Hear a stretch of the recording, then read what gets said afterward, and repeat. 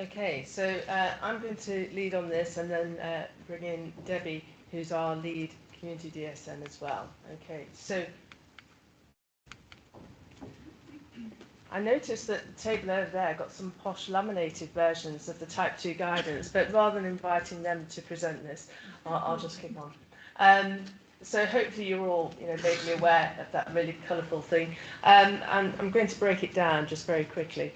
But it is saying that we really do need to think about the cardiovascular status.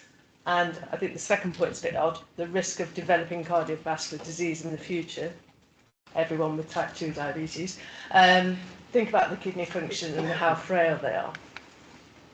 And then it talks about basically doing one medication change at a time, thinking about whether you need rescue therapy, what other conditions they've got, and then it talks about what the actual evidence is behind the GLP-1s at the time that it was published in February.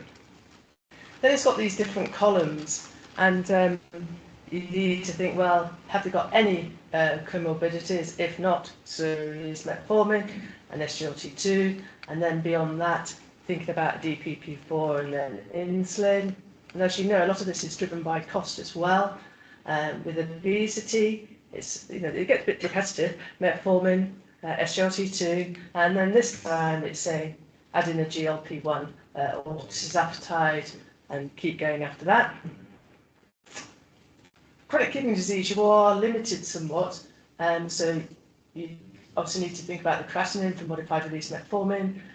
If the EGFR falls between 20 and 30, then you can still do an SGLT2, but you're not going to get brilliant glucose control with that. And then it's pointing you towards gliptin and then insulin. Before the age of 40, I think, this is a very different disease, and this is what I say to the youngsters that we've got in clinic. This is not like your mum and dad's diabetes. You've got this at the age of 23. This is not good news. We need to get rid of it, and we need to be very aggressive. And so now I come up front and say if anybody was diagnosed at less than 40, then third line is a GLP-1. Heart failure, same thing, slow release metformin, SGLT2, and then there's less evidence in heart failure for a GLP-1, so they've said a gliptin and then insulin. Cardiovascular disease itself, again, slow release metformin, SGLT2, and this time it's going where the evidence is and is saying Ozempic. There is good evidence also in Mounjaro, but it's not got the license in the same way, so that's why they've stated that. And the other older medications after that. But if you've got somebody who's frail, then you need to think, are they going to fall over if I decrease their volume with an SGLT2? So you might just want to go to DPP4, and eventually, if you need extra control, might need insulin. So I thought that is quite a lot of decisions to make. And so what I've done with some other people in the audience, and thank you for the people that have given feedback this far. We will be giving out copies of this for you to go away, try, shred, let me know what you think about it. But I've tried to break it down into just 4 questions. So the first question is, what's their renal function? Is it good enough for modified release metformin, yes or no? If it isn't, then again it's kind of split above 20. You can go with an SGLT2, and you can then go on to the next question.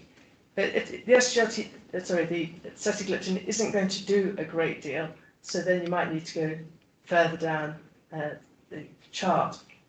The second question is, are they frail? And if they're not frail, then you get on and start dapagliflozin.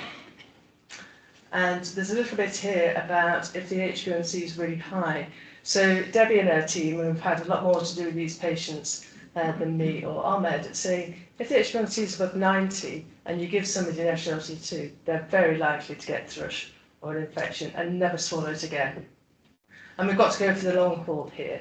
So this is where we've said you might need to do some short-term glycoside. And it's short-term because we all know that sulfonylureas burn out your beta cells. So they're good at getting the glucose down in the short term, but they make you gain weight and burn out the beta cells further down the line. So on the table, you've got a method about what to do with glycoside, how to increase it if you need to, and also how to reduce it. Just saying it is a short-term fix, please.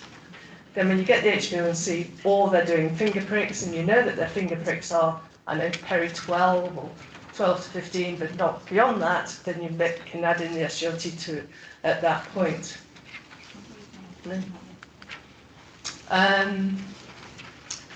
The next question, well, first of all, there's a nice pink box here, just reminding you that you might want to just think, actually, is it type 2 diabetes? I should have started with that. So if there's any hint that it's type 1, or if you think somebody's really osmotic, then you might need to go on to insulin and call the registrar, and we can do some extra tests and see them straight away. But I've put these two together to say, for goodness sake, please don't leave people just on metformin. Get on with the next step. And when you diagnose somebody, you need to be saying, and basically teeing up the next appointments. Step 3 then is basically, do they qualify for GLP-1 or not? And so anybody before the age of 40, cardiovascular disease or obesity, and I put the ethnic breakdown there, if their HbA1c is still above 48.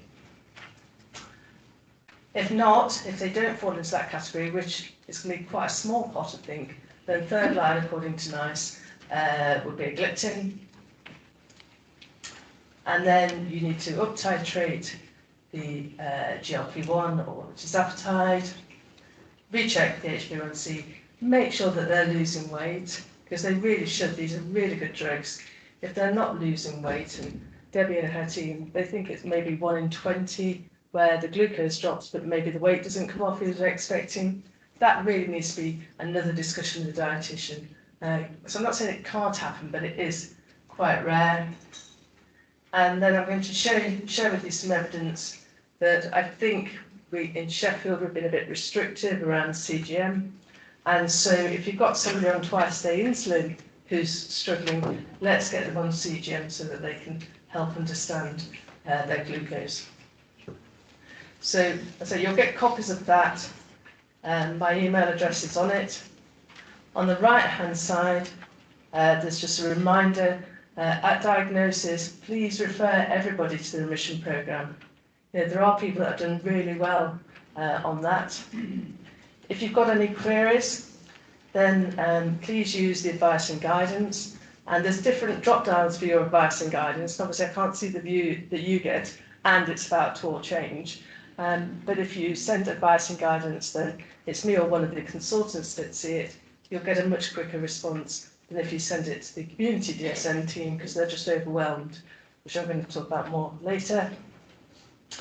I've been prescriptive about the gliptin to use and about the dapagliflozin because they are so much cheaper than others in class. All your patients and all their relatives, so there could be quite a few people in the same household, they can all send off for a free sensor from Abbott on Dexcom, and the guys at the back will be able to talk to you about that. And at every single consultation, just remind them about different lifestyle. Have they managed to move a bit more? Have they managed to cut down on a few of the treats?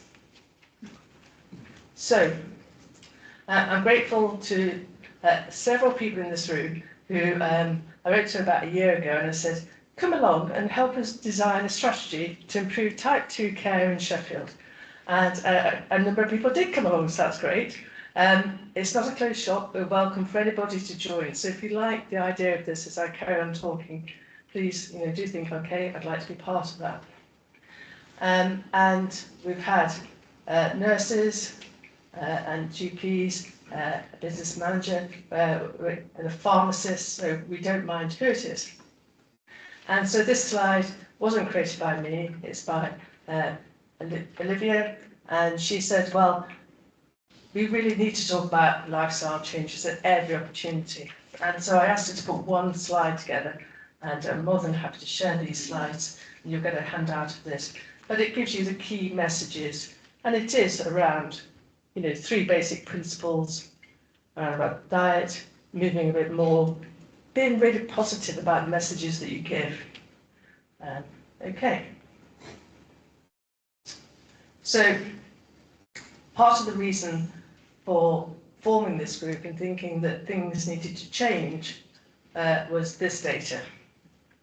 And when I asked some people where did they think Sheffield fell amongst the other places in South Yorkshire, they weren't expecting to be told that we're in 4th place for type 2 diabetes. Is that what you're expecting? I'm hoping it makes you feel a bit uncomfortable, because it should really, because I don't think that the other areas have, you know, lower rates of deprivation than we do, and yet we're all below national average, apart from Doncaster, and we're in 4th place. So, I want to spend a few minutes thinking about how we get out of 4th place. Not that it's about being out of 4th place, it's about the patients in front of you, isn't it? But it's an indicator that what we're doing at the minute isn't working. So, the diagnosis is what is the problem? So Debbie, where's this? That's tramlines. Yeah, Debbie goes to tramlines every year. So, and the diagnosis, part of the problem, is that the crowd gets bigger every year. So the crowd of people with type 2 diabetes gets bigger every year. But that's not just true in Sheffield, you know, that's happening in places down the road. So we need a bit more data to work out what's actually going on. And so this is the equivalent of a few blood results. This is prescribing data, okay, and it's a busy slide, but it tells us the monthly prescribing data, and left to right, we've got Barnsley, Doncaster, Rotherham, and Sheffield. So you can see we spend a lot less per head than the other 3 places. Might that be linked to the results? Bit more detail. So Doncaster, as I said, got the best results out of the 4. They're spending over £3,000 per head. We're spending just over 1,900. That's a whopping 66% difference. Rounded it up. And you can see in terms of the meds, the top bar is insulin. So that is pretty much the same across the 4 places. The orange is the SGLT2s. We're not prescribing as many SGLT2s as the other places. The pink bar is the GLP-1s. We can have a little tick for the blue ones, which are the gliptins, which are pretty rubbish in terms of glucose, and that's smaller. But you can see we've got a big problem that we're lagging behind in GLP-1 prescriptions and SGLT2 prescriptions. Again, just thinking about the medical diagnosis, well, what's the past medical history of this? If you qualified a few years ago, then SGLT2s and GLP-1s weren't part of the medical school curriculum. And so I think in Sheffield, because we've had really effective community DSNs that could cope with the volume of patients before, that maybe in Sheffield you guys do less prescribing than the hospital, and push some of the stuff to the hospital than in other places like Rotherham, Doncaster, Barnsley, where they do a bit more of their own prescribing. And for a long time that was absolutely fine, because the community nurses could cope. But the bath is overflowing, and we're not about to get a bigger bath. SDH has been told to cut 65 million in this year. So I don't know where the cuts are coming, but we're definitely not going to get a bigger bath or more staff. So the only way for us to cope with this is to, if not totally turn off the tap, at least just let it be a trickle as opposed to it being a full flood. And we have massive waiting lists. And we're not even sure if we've got the right people in that queue. And how would you feel if you were waiting in that queue? None of us like waiting in queues. We're very British and we do it very tidily, but we don't like it. And what's happening to their glucose while they're waiting in the queue? It is not getting better. And so, last point, what could you do to help? So what I'm proposing is to try to build a better ethos and culture around partnership with primary and secondary care. But I hope I've illustrated that we need less people to be referred. And it takes time for the community team to write back to you and say, actually, we don't need to see this one, but please can we do X and Y, and possibly Z.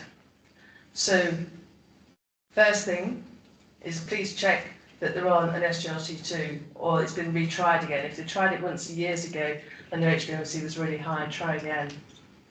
Check to see if there is an insulin titration chart. The team spent some time putting them on and putting them in record attachments. And if a referral comes to me by mistake, I'm always looking for these titration plans. You need to support your patients with those plans.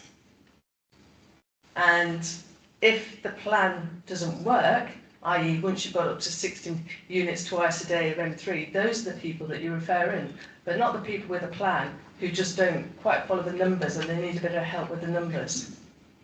That's, I'm afraid, not what we can do anymore. Yeah, don't bother if we haven't got an HbA1c starting line. We want to know where we're starting from. And I get quite a few saying, this person's under 40. There are 2,000 people under 40 in Sheffield with type 2 diabetes. We can't see them all. And then we have people that I know that you're trying to do the very best for, but please don't send us people who you don't really think are going to come, that agree to the appointments, and then we have DNAs, because that helps nobody. And so one of the things we're talking about is organising GLP-1 group starts in your local practice or in your PCN. You've heard how good these drugs are. It's not fair to leave somebody in a queue, whereas if they were down the road in Rotherham, then somebody in the practice would have prescribed it and taught them how to use it. This is just a bit of an aside. These drugs are so good that actually the insulin use in Sheffield is static. We're not prescribing any more insulin than we were 5.5 years ago. And so that's good news.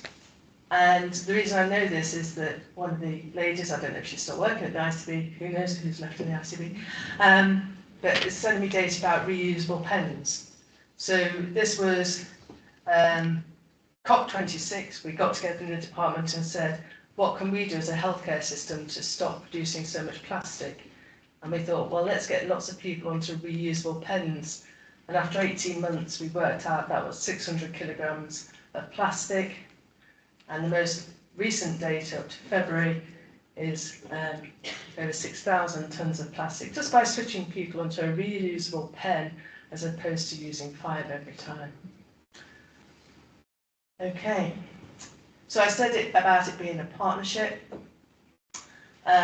We want to be here to advise, take questions on those people that are a little bit different, falling outside the box. Going to offer some 2-hourly webinars, be consultant-led with the nurse that's attached to your PCN, more about that later. And we need to be thinking about, let it be data-driven, and let's use friends. So we've got friends at the back who are here to support us, and some of them are from CGM companies. They will help you do the nitty-gritty of starting CGM. So I asked Ahmed, and he's disappeared, but I asked him, out of all the people with type 2 diabetes, how many do you think, after the contraindications, should be on an SGLT2? And so he said 80%. He's a very wise man. My numbers were 76%. So that's just a gut feeling. You've got the contraindications there. Then in Sheffield, we're only prescribing 36% of all type 2s with an SGLT2. We've got about 10% rates at GLP-1. And so I thought, well, okay, let's just do a bit of maths. What happens if we double the rate of prescribing both these classes of drugs? Yeah, it's a lot of money. 5.5 million. But that would still mean that we're spending less than Doncaster. Okay, so it's not fair, is it, if we're not spending equitably even within our own ICB. So I think we've got quite a challenge ahead of us. And then I thought, But hold on, we've got lots of drugs being prescribed that are now not the cheapest in class. So if anybody's from medical optimisation, please don't stab me directly, but I've got an idea about how we save some of the money. So I can't save all of it, but we can save over half of it just by switching current prescribing. So the formatting always goes wrong, doesn't it, when you send slides in? But it is 3,252,000 out of that 5.5 million. So I know this is a bit small, it's just to show how we've come up with this data. And again, thank you to pharma colleagues at the back. So your practices, the number of patients on the various different drugs, and then working out what the average was, so 36% for the SGLT2s, 10% for the GLP-1s, and then working out the cost savings if everybody switched from EMPA or CANA onto DAPA, and everybody switched off linagliptin onto sitagliptin, if you still want to prescribe a gliptin. So the answer is about 2 million for the SGLT2s and another 1 million for the gliptins. Some practices can save over £100,000 for the ICB by switching. So when I mentioned this to the working group, they were a bit shocked about the maths and didn't argue. I'm free for anybody to check it if they so wish. But they said, do we have to send the letters or would you send the letter? So they said that some of their patients would respond better to a letter from a consultant saying we need to switch medication than from a GP.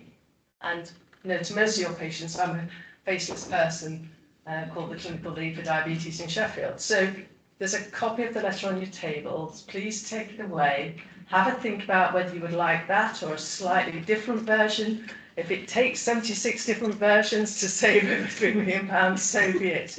But I think we do need to let people know that there is a cost, and we have to make choices, and we have to save 3.5 million so we can double the prescribing for other patients. So yeah, that was the spreadsheet. Thank you, Joe, for the homework for that. Okay, and then there's the letter there. Okay, so again, trying to build on this partnership idea, we've come up with a different strategy. And again, don't need to read this, but just thinking about what are we actually going to do. And so one of the things we're going to do is be data-led. And some of you may have come across the PALM tool. So it's a patient risk management tool. And on the y-axis, we have HbA1cs. We've got the number of patients along the bottom. And this is the view that I get of all the patients that you've ever referred in, so about 29,000. And then across the top, we've got their medications. And their medications get more complicated as you go to the right. Green is good. There's a lot that isn't green. So only 32% of patients fall into their target HbA1c range. But just as an example, there are over 7,000 patients that are not getting any QOF points for you guys. Their HbA1c is above 75. And this PALM tool that I hope that you'll want to run on your own individual practices, so it means, be focused on the red ones. So these 105 people here across Sheffield on glycoside with HbA1cs of less than 48. And I hope you don't mind me looking at everybody's data, but somebody said, well, it's easy for you to do that en masse to look for those 106, rather than for you to find one, you to find two, you don't have any, and you've got two, it just takes forever. So you might have had a letter from me saying, please can you stop or half the glycoside, this person isn't doing very well and they're going to fall over and, poor cognition. We've got people that definitely need to be offered an SGLT2. We've got shed loads of people here, literally thousands of people that should be offered a GLP-1, and all these people failing on insulin that should be offered a GLP-1 plus or minus a CGM. And so we're going to be using this data to actually target where we try to help you guys.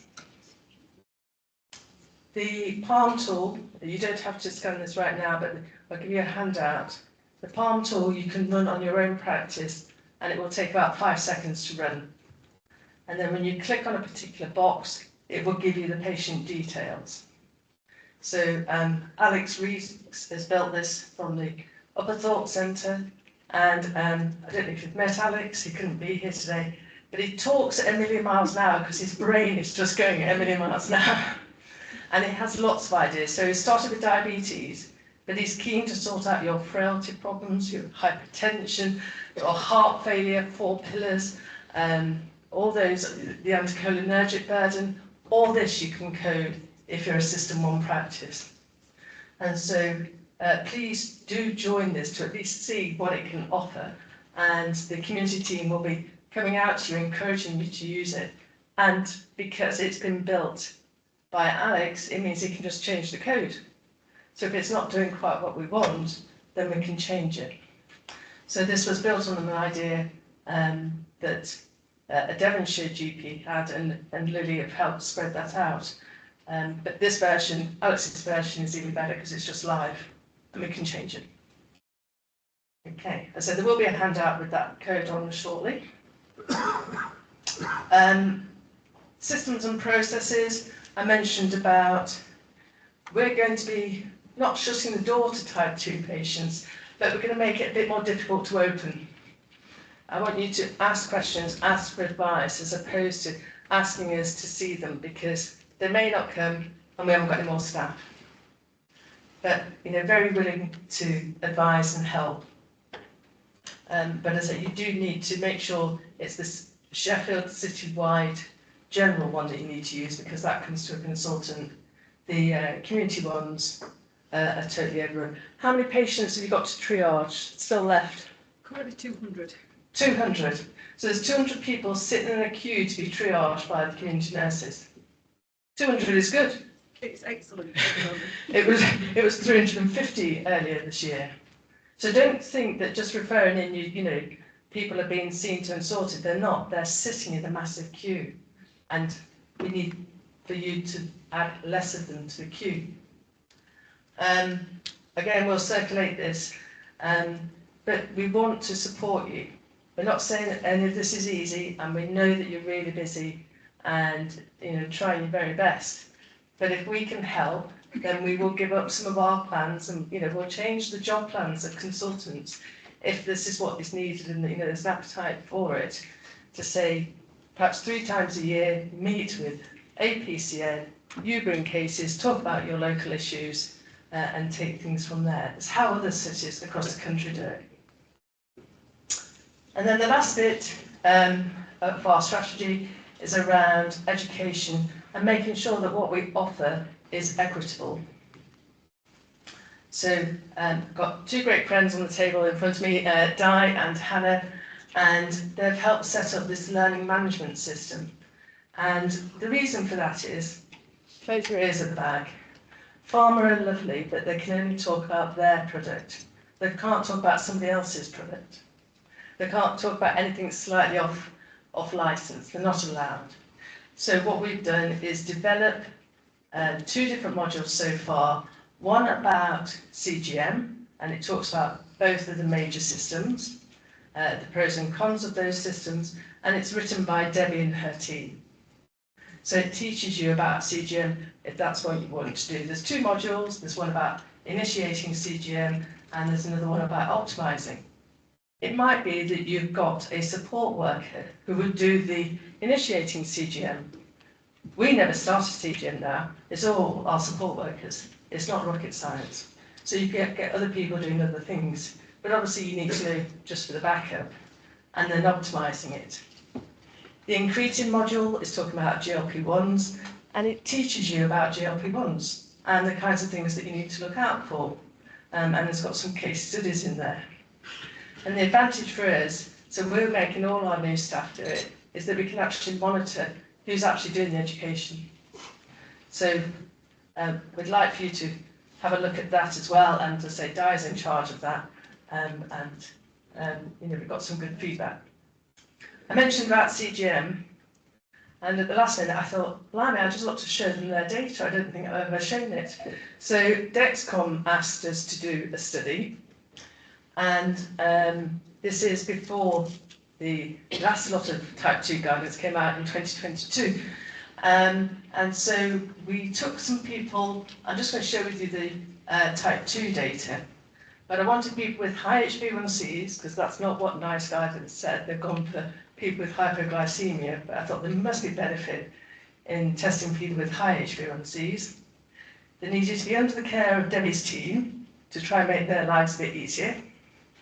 And you can see we had a 6-month recruitment window. Their average age of about 55. We had more men hitch up for this than women, interestingly. They'd had diabetes for a long time, so average years of 15 and on insulin for 6 years. As you'd expect, most of them white. A lot of them from poorly deprived areas. Average weight just over 100 kilos. And you can see their mean and median HbA1c. So pretty rubbish control, 10% in old money. And I asked a medical student to read all the notes of what the nurses said that the patients had said to them. So the patients can make connections with the different kinds of foods that they're eating and finding out which ones really make their glucose go high. On the other hand, they also realise what happened if they didn't take their insulin compared to a day when they did. So one of the things that didn't really change very much for most people was actually the dose that the nurse had worked out. It's just that they weren't doing it on a regular basis. And they like the alarms. It gave them confidence to take the insulin. And so to summarise, basically it gave them the confidence to do what Debbie and her team had said, please do, over several consultations. What happened to the HbA1c? You can see here we've got results at 3 months and 6 months. Not everybody completed the study, but 64 out of 76 out of what I think you could see was quite a challenging population. And then I thought, right, I'm going to have a look at somebody who's average for a talk. So I picked Simon, who's a Steelworks, 51 years old, probably most deprived quintile, and his HbA1c had been high for 5 years before it came into the study. So I thought, oh, I'll have a look at the rest of the people. You know, this is fairly quick on ice to have a look at historical HbA1cs. And so these are the historical HbA1cs of the whole population before they started CGM. And in those 5 years, they'd been on and off SGLT2s, on and off different GLP-1s, but the general trajectory was going up. So I think you can see that it doesn't make any sense not to at least try CGM in people that are on twice daily injections, not getting the results that they need. Okay, I'm now going to hand over to Debbie, who's looking a bit bemused. We didn't have time to go through the slides. But she's going to talk a little bit more about the new team and how they're going to be working. Very much. Okay, yes, so we've had a big change around in staffing over these last few months, and which has obviously had a big impact on how we're seeing patients and the big backlog of people waiting to see us because we've been very low on numbers. So what we've found is we've got a whole new team now. So we thought this is a really good time to look at how we're working and restructure how we're working with Jackie and the rest of the working group to try and get your needs met, because it's okay us thinking what we think you need, which is obviously not always the case. We needed to hear from you on what you know you need. So we looked at different ways. This is our lovely new team. You won't believe the trouble I've had to try and get photographs of people. I had to pin them down in a room. So we've now got 9 members of staff, not all full-time. So in total we've got 7 half full-time equivalents. It's very nice to have a full team. What I would say just before we move on to what we're offering is that GLP-1s, you've seen your patient results, they're absolutely excellent. People do very well on them. But what I would suggest is also thinking, we've got a lot of people out there that are sometimes not doing very well on a GLP-1, who may have been on a GLP-1 for many years. So we've got lots of the, different GLP-1 ones still left out there. But what it's not always thought of is that it might be worth swapping on some occasions. So if somebody is not at target on a GLP-1, is it worth re-looking at that? So quite often we say, please refer him for a dietitian, because that can slip over time. We all fall into bad habits. I'm very, very good at doing that myself. But it can happen to our patients. But also, sometimes one GLP-1 will suit somebody better than another GLP-1. So this is just a case study of one of our patients. And this gentleman is a 55-year-old. He's had type 2 for about 17 years now. He's got hypertension, and he's had a long-standing suboptimal HbA1c. He was actually one of them that ended up in Jackie's Dexcom study, which is why he's on this, is on a CGM at this point in time. So he'd been on, he's on Humulin 3, 44 units in the morning, 40 units in the evening. He's on empagliflozin, which he shall be changing. He's on metformin and Ozempic at the time. Initially had a very good response, and he'd been on Ozempic for about 3 years. But so slowly he's been creeping back up. Works as a taxi driver. So in September 25, his HbA1c was 66. His BMI was 31, and we trialled him on Mounjaro for a change to see if he'd got any benefit from that. And we titrated that dose up to the 5 milligrams and no further. So in April this year, his HbA1c has dropped from that 66 down to 56. His BMI is the same. He's not lost any more weight. He has dropped his insulin doses slightly to 40 units in the morning and 30 units in the afternoon. And you can see his actual predicted HbA1c. Although his HbA1c in April was 56, his current predicted HbA1c when I did this in March, I should put him down as coming down at 51. So when I've looked at him recently. So it can be beneficial at times to look at that person's GLP-1. Is it time that they need a bit more dietetic input? Or would it be possible to look at whether or not we need to try and switch from one to another? This is another one. So this lady had been working extremely hard with the dietitians. She's a 56-year-old patient with type 2 and liver fibrosis.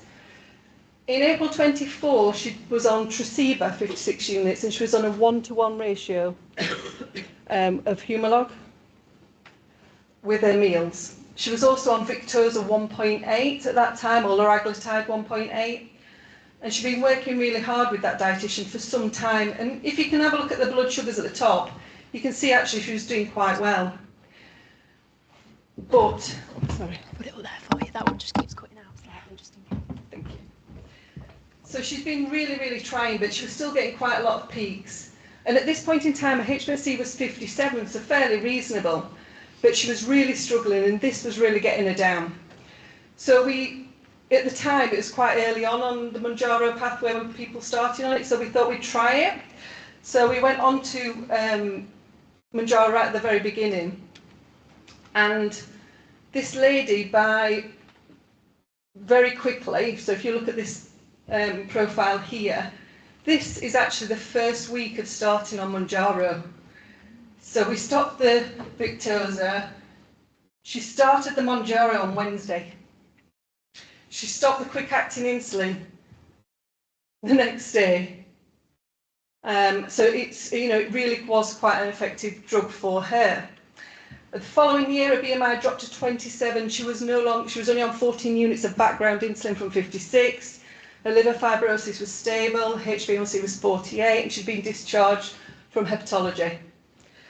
So I had a little look at her earlier on this year, and now she's off all insulin. Her BMI is 26 and her HbA1c is 53. So for her, just a change was just... Oh wow, you've got my eyes on, haven't I? Just a change for her was actually just enough to keep her off everything. So I think it's just bearing in mind we always think of people who are not on a GLP-1, but it's also worth thinking, if somebody's not at target, do we need to just look at that again, or just give them a bit more support? So what we're looking at, so Jackie's outlined earlier on as a team, is to align more within primary care. So we will be handing out some sheets where we will be able to, glamorous assistance. We're going to be handing out some sheets where you'll be able to add in who's going to be your DSM for your PCN. And what we'd like to do as a team is come out and get to know you a little bit more, but work with you as a PCN and as a practice. Now, we do this in some areas already, and in some areas we've gone out and done some GLP group starts, so primary care are delivering some group starts in some areas. And the feedback I'm getting from clinicians who are doing this is that it's working well for them. So some people are already doing one-to-one GLP-1 starts in primary care, and it's a big use on your time, isn't it? You know, you don't get very long per patient to speak to them and go through all the information. So a GLP-1 group can be really good, effective use of your time in primary care. What we thought was, if we came out into primary care to support you, if we provide you with the education, help you use the PALM tool to see which of your patients need to be where they need to be, and then talk through who you want to be bringing to that group. We've developed a pathway for you to follow so that you can identify which patients would be the best for the group, which patients shouldn't come to the group, which patients should come to us, which patients might need to be seen on a one-to-one basis. And then we've also developed some slides with the dietitians so that the patients would get exactly what level of education we would give them in secondary care. So there's a slide set that we use that we're going to be bringing out and giving to practices to use, which will be updated regularly. And what we will do is come out in primary care, work with you, deliver the first group for you, with you observing, and I know there's a couple of people in here who've gone through this process, but we will deliver that group for you in practice and then support you further on. So we're happy then to observe you delivering a group and support you ongoing to make sure you're feeling that the patients that you're bringing are suitable. So we've got all of this in a little pathway for you. And we've got plans on how to follow them up, who might need further input, when to think about increasing doses, when to refer back. So we've got a very nice process, but hopefully using the PALM data, which we're wanting to work with you with, it'll help you get these patients in the right time and not wait. So yes, we are doing group starts within secondary care, but the patients are waiting a long time to come and see us. And as Jackie's already said, if we're doing lots of the basic standard GLP-1 starts, we're not seeing a lot of your more complex patients. And we do really want to support you the best way we can. So we're hoping to come out more into primary care, work more with yourselves. So we do already do clinical meetings with practice nurses and GPs as DSNs, and they will continue. But we've now got this lovely offer from the consultants that will help back up that and give much more use of our consultant team to be able to answer these questions. It can also be sent in anonymously, so we are going to be developing a way for you if you, not everybody wants to talk in front of other people and not everybody wants to discuss things, so there will be a way of you able to ask the consultants questions without putting your faces and names to that, so we can answer that anonymously if you'd like in these sessions. Have I got any more? So yes, this is the list. Now, I've heard that maybe these have slightly changed because I think a few practices may have moved around. So if your practice has moved out of one of these PCNs, please do pop that in the form that you've got in front of you and we'll make sure that one of us is aligned appropriately. But what we've tried to do is split our diabetes nurses to cover the PCNs so that you've got one of us attached to you. Okay, so you're going to have a named contact that you've got that will be supporting you. And if you give us the information on these forms today and let us know what's going on, we will then reach out and get hold of you and arrange those first appointments.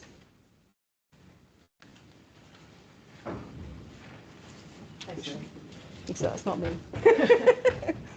Okay, so the forms that you've got are, just explaining a little bit about the flowchart.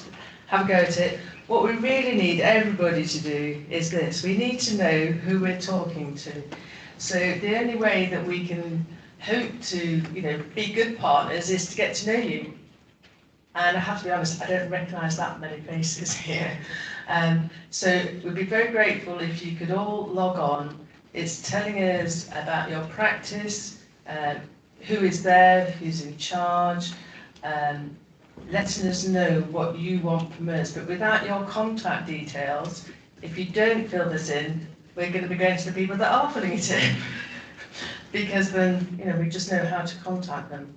And if you think that this is, totally off-piste and not the right tack, then also we want to hear from you.